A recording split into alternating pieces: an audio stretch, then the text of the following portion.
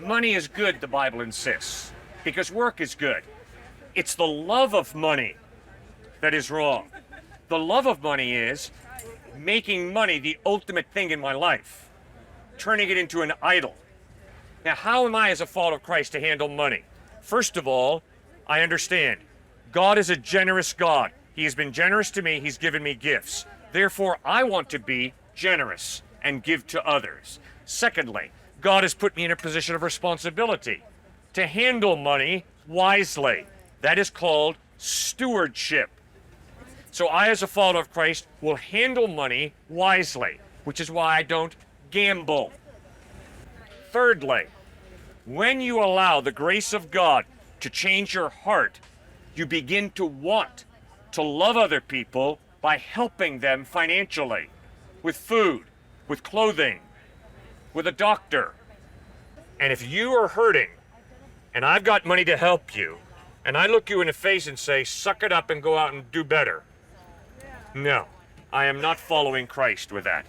I had better help you because I love you. In other words, love is not just a feeling. Love is a decision to work for the well-being of the other.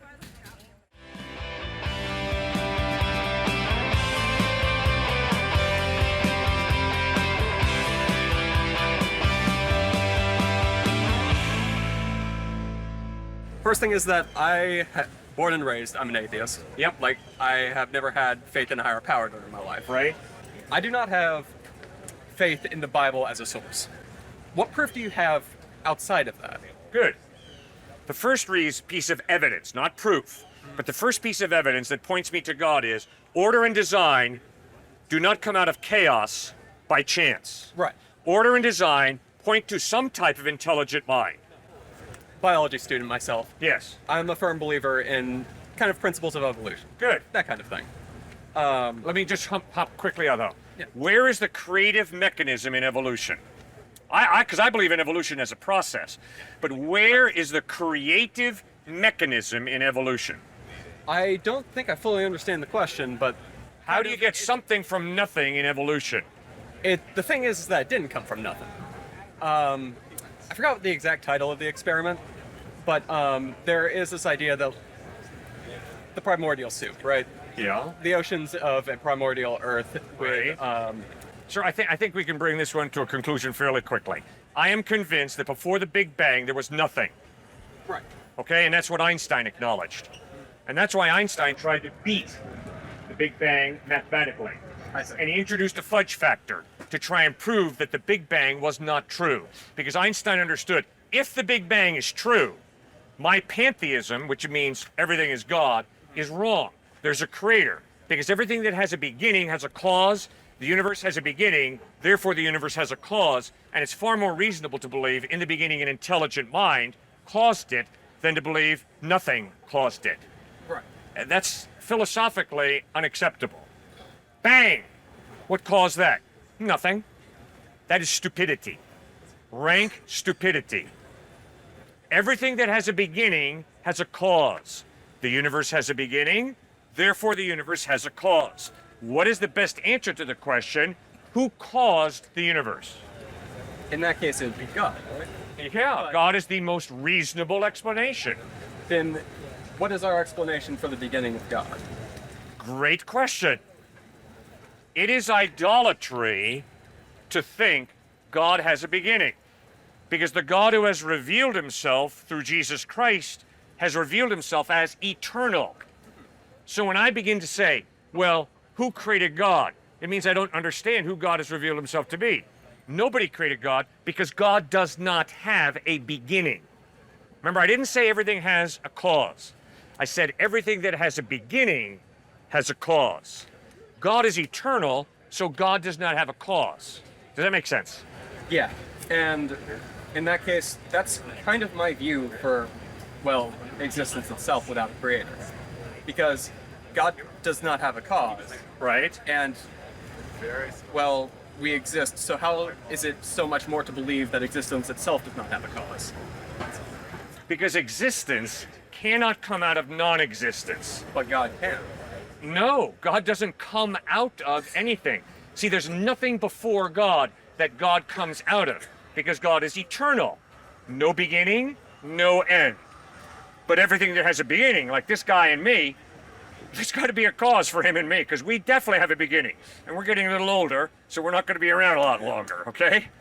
But we have a beginning, which means there's got to be a cause for this dude and for this dude. Make sense? Of course. Good. Well, I thank you for that, okay? All right, now quickly, let's just go through some other pieces of evidence of why we believe God exists. Of course. Moral absolutes. I'm convinced to the root of my being that if this guy pulls out a knife and sticks it in your body, Right. that is absolutely wrong, because this man is violating your value. Of course.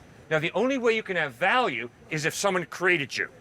Because if nobody created you, you just happened by accident. Which means any value you have is either you gave it to yourself, or I gave it to you and some powerful people, or your culture did. Right. Right? And- But I would argue that it's still relative. The reason I'm convinced that if he sticks a knife into you, it's evil, is because you have innate value that comes from your creator, who created you for a purpose and who really loves you. Third one is moral absolutes, objective morals pointing to some type of creator. Fourth one is this: your rational mind. Does it come from the non-rational, or does it come from the rational? An atheist is someone who says, my rational mind comes from the non-rational. I can't. That doesn't make any sense. The rational comes from the rational. The rational does not come from the irrational, which is why, not that I've proven God, but it's evidence that it's more reasonable to say we come from God, not that we come from the non-rational. Does that make sense? Yeah, I believe so. Define the rational and the non-rational. I don't think I understand where we come from. All right. You have the ability, and hopefully I have the ability, to think rationally. All right? That is why, if I make a rational mistake, you're going to look me in the face and say, Cliffe, that makes no sense. Right. That's irrational. Okay, my ability to think rationally comes from rational being. It doesn't come from this. This has no ability to rationalize. Neither does that tree. Of course. But you and I do. So is it more reasonable to think that our ability to reason comes from a rational being, God, or is it more reasonable to believe that our rational talent comes from the non-rational, just from matter and energy? This is difficult for me because I just see us on different wavelengths, honestly. Like, we do believe different things, apparently. Yes, we believe different things. And You'll be next. just for these pieces of evidence, I see these coming from not a higher power, but from necessity. From, Necessity. well, what does that mean? Because, say, coming from my point of view, every piece of a human comes from a piece of evidence. Like, every piece of a human is part of necessity and gives someone more chance of survival. So, say our morality. I see you didn't like that. Say morality. If he were to stab me, say we're part of the same tribe, Yeah. ancient human. Yeah. If he were to stab me while we were out, say, gathering berries, he can't. The tribe has lost a member. Yeah. We can't have as many berries now, and he can't carry back as much food. Perhaps now, even then, my parents are going to be mad at him, and the tribe breaks apart. Like, equals less survival and less humans. Maybe. Does rape help the human experiment continue? No. Yes, it does. Rape can produce babies. Yes, but Survival of the fittest. Why should I not steal his backpack? If survival of the fittest is true, why should I not steal his backpack? Well, the thing is that you're part of the same tribe. So what? We're part of the same society. That doesn't benefit anybody. If you are of different tribes, that isn't necessarily immoral, at least in the human perspective. No. If what you say is true, then if I want to be part of a gang, and the gang says, in order to be part of our tribe, our gang, you got to go out and murder, does that make me going out and murder good? No, Thank you. because that's unnecessary murder of people in the same city, the same tribe. No. I want to be part of a gang, which is a tribe, a family. And in order to be part of a gang, They're telling me I got to go out and murder. My desire to be part of a tribe, the tribe defining good and evil. Is that really objective morality? Does that really make it good because the tribe says it's good? No. Thank you. Which is why you and I need to acknowledge God exists, because God's character, which is just, defines murder as being wrong. I don't care what gang or what tribe or what nation, be it Nazi Germany or whatever, says it's good. Does that make sense? Yeah, of course. Okay, good. So I need to move on to another person, but I cannot thank you enough for your respectful thinking, and I appreciate it a lot. Okay. What like to somebody that doesn't have faith? Yeah. What is a rational justification for it? And I want to clarify. Yep. I understand like utility in something like that. Yes. Like if it gives somebody purpose or Yes. like guides somebody through their life. So I'm not really looking for like a utility argument. Right. I'm talking more about like in a logical way. Like somebody that doesn't have faith. Like Yes. the way I see it is similar to like somebody that might practice some kind of holistic treatment or like holistic medicine or something. Yeah. That might not technically work, Yeah. but it might enrich their life still because of like maybe placebo effect or Yeah. something like that. Yeah. So like in that sense, they Yes. might think like this is a good thing. Other people should try this. Yeah. But other people that might already know that this thing doesn't work, it's Right. not going to work for them. So Okay. why, if somebody doesn't have faith, why should they have faith? Okay, good. If someone does not have faith, why should they have faith? Everybody has faith. Why? Because you have to answer the question. You have no choice. Why am I valuable? Why is he valuable? Why is she valuable? And however you answer that question, you can't prove it. Well, I don't think anyone has I think, well, the thing with faith is we all have faith to some extent. Like we all have Yes. faith in like systems Yep. that we set up. Yep. But we also have foolproofs to these systems that sometimes fail. But we try to construct these things in a way that like we acknowledge that there could be shortcomings here. Whereas like a faith in a God that we have no evidence for is like it is blind, and that's kind of the point of it. Is like Come on now. Did you not listen to me answer him? He asked me, why do you believe in the supernatural? Uh-huh. And I gave him 4 pieces of evidence, and I could have kept going. I would love to hear Right. them. Order and design demand an intelligent mind, a designer. Okay. The universe has a beginning, therefore the universe has a cause. Okay. Okay? What is the best answer to the explanation?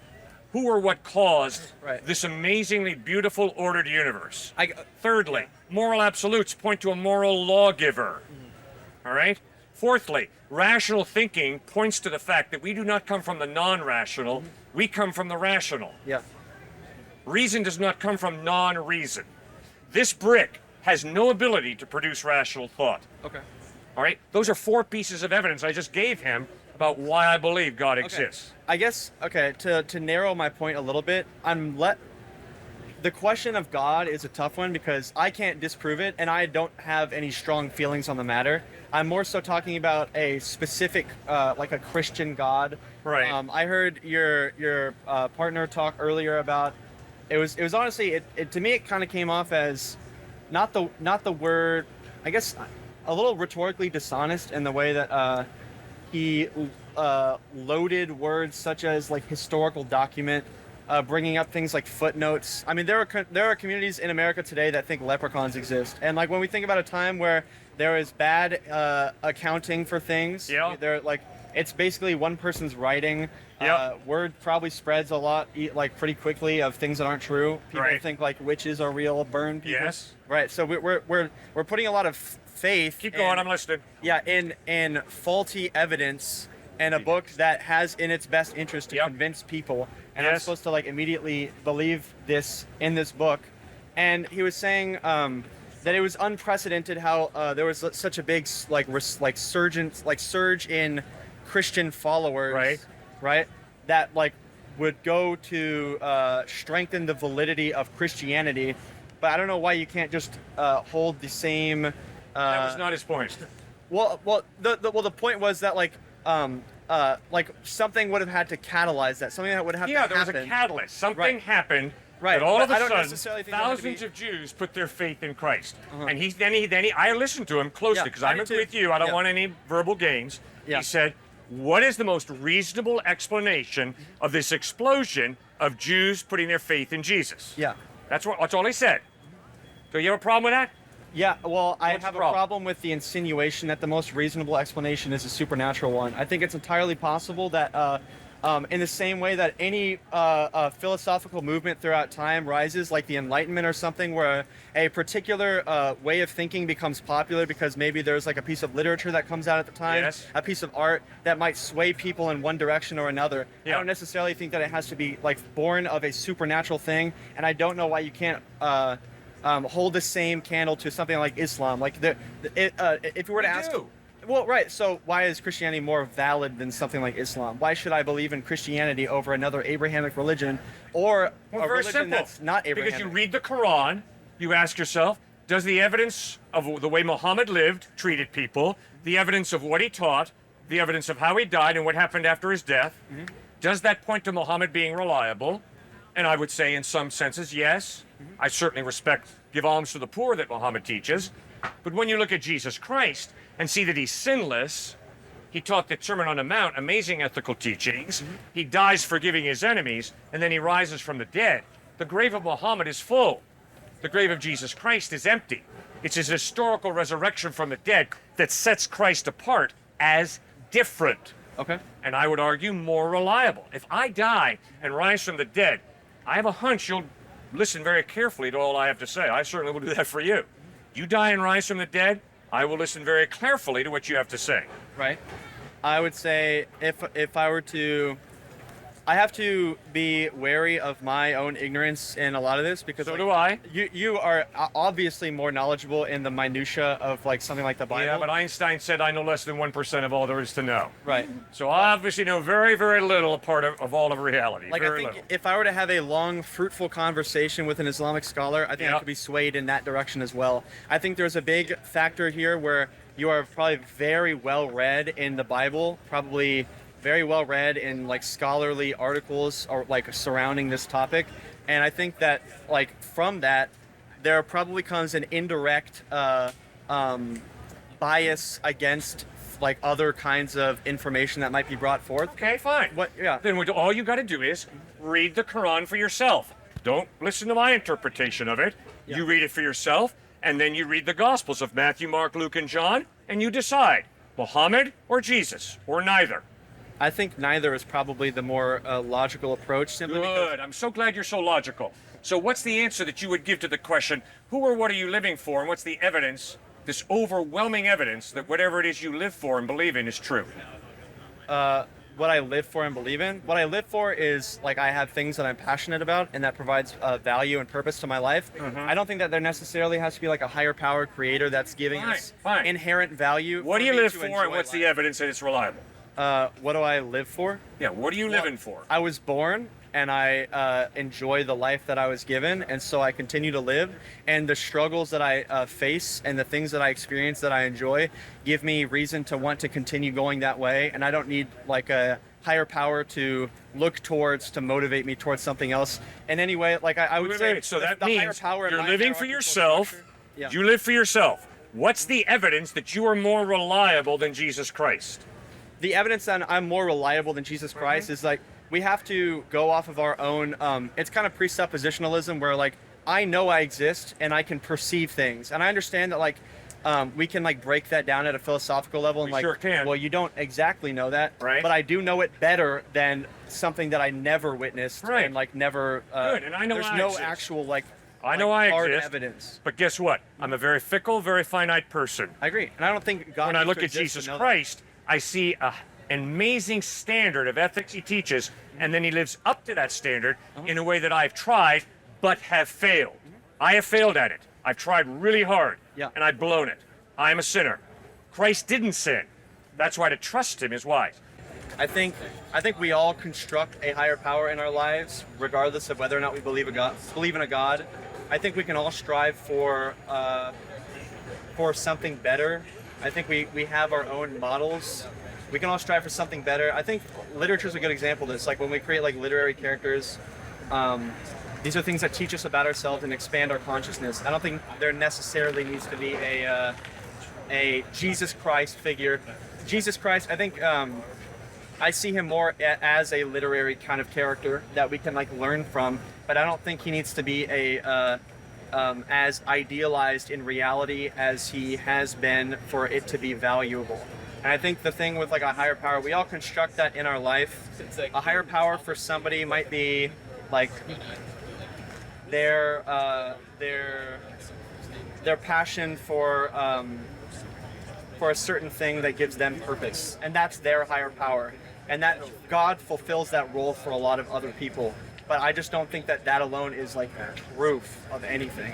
I think that's just proof that we as humans have an innate desire to strive towards something, and God was created to fulfill that void in the human need, in that need that humans have. And it's fascinating because about 8% of the world is atheistic, and that's going to decrease, Pew Research shows and sociologists claim, in the coming years. And Christianity and Islam are spiking. In the next few years, it's supposed to be 65% of the US is Christian and Islam. In the world, Christianity is by far and away the largest worldview, but Islam is catching it. And so through immigration and other ways, this nation will grow greatly in Christianity as well as Islam. So I always struggle with why so many have said, like even John Lennon in 1966, even Newsweek magazine back in the 60s talked about, even Nietzsche said, God is going to die, God is in the process of dying, and as we get more scientific and technological and smarter, everybody's just going to become atheistic, religion will go away. Why has that not occurred? And it might be, it might be, no, it's not. There is the world is becoming much more religious than secular. That is proven statistically. But what do you mean by religious? Because you guys seem to have a very interesting definition of religion, where like somebody is not technically Christian if they're not following the values of somebody like Jesus Christ. How can we even say that this person is like actually religious, or are they just doing it because it was part of their like upbringing or something? Yeah. And I think I am kind of forced to believe the statistics you're saying, because I don't want to be that guy that pulls the phone out in the middle of the conversation and looks it up. But I'll just say my sources: Pew Research and the Washington Times and the New York Times. The interesting part of that, though, is I'd have to actually read that, because there's a lot of context that usually goes into the analysis of data. You can't look at raw data. There's often a lot of context. Well, bro, just look at it. Excuse me for interrupting. Just look at India. It's all Hindu. It's not growing in atheism. Atheism is 65% of atheists are white male. Yeah. And atheism, every single atheistic conference is in the West. Yeah. You go to Africa, you go to Latin America, you go to China, you go to Taiwan, you go to South Korea, you find me some atheists. Right. Good luck. But if anything, atheism is not spreading. Atheists try and convert more people than any other religion I know. Yeah. Whenever I'm debating an atheist, they are strongly trying to convert me, more so than I'm trying to convert them, which I find is hilarious, because if no God exists, and if religion, especially Christianity, is not deleterious and harmful to the human race, why are they trying so hard to convert me? And specifically to your point, you keep getting at this idea of a higher power, and let's just all kind of agree on a higher power if it works for you.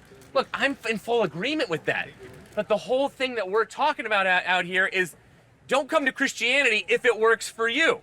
Come to Christianity if it is the truth, and if it's not the truth based off of evidence, discard it. Live by humanistic values, which are the fumes of the Judeo-Christian faith, which I bet you are probably living out of. So you are probably living as a Christian, but rejecting Christianity. Like, it's just basic morals that like if you look at the utility of why something like the Bible would be created, it would be to reflect the already existing human morals of the society at the time. I also think what you said earlier oddly kind of proved my point for me, where you were talking about countries in the world that are growing in their religious fervor. Yes, it's cool. These are part of the world that are less developed. Like, these are parts of the world that like are China.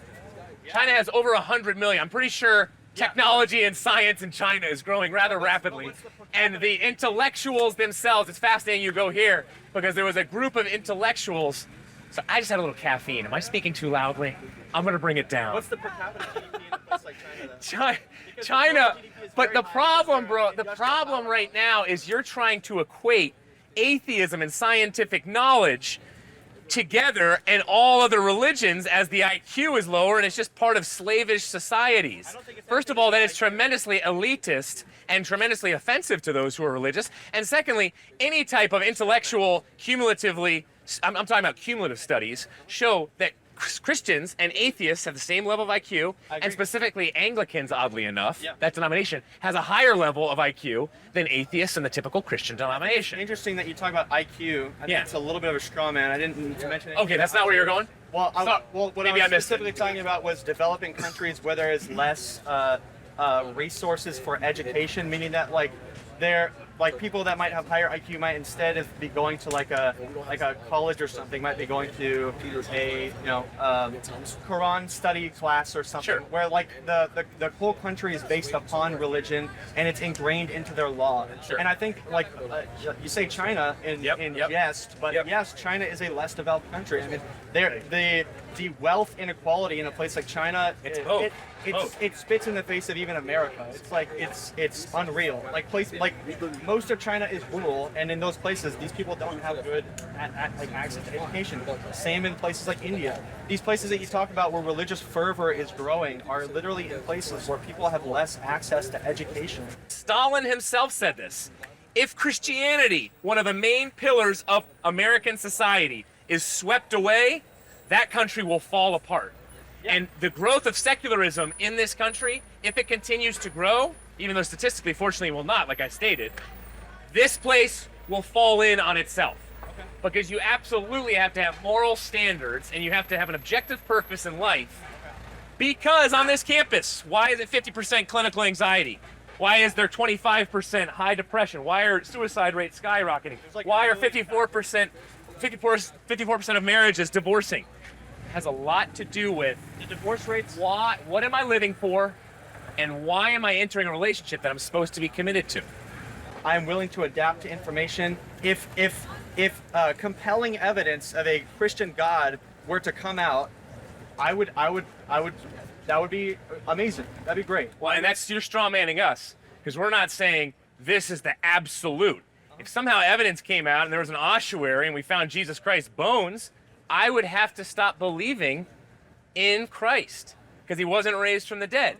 So it's a little presumptuous and quasi-offensive, and I'm not that offended, for you to say, we have this objective authoritarian truth and we are not budging on it. But you over here, hey, I'm waiting for more, I'm discovering things, and this is me. Is that not the greatest assertion and the greatest form of spiritual dogmatism in terms of what you claim to be the truth? I think it is. You're worshiping the search. That's a worshiping position. I'd like to invite you to Grace Community Church, located at 365 Lukeswood Road in New Canaan, Connecticut. Our services are at 9:30 a.m. and 5:30 p.m. on Sundays. Hope you can join us.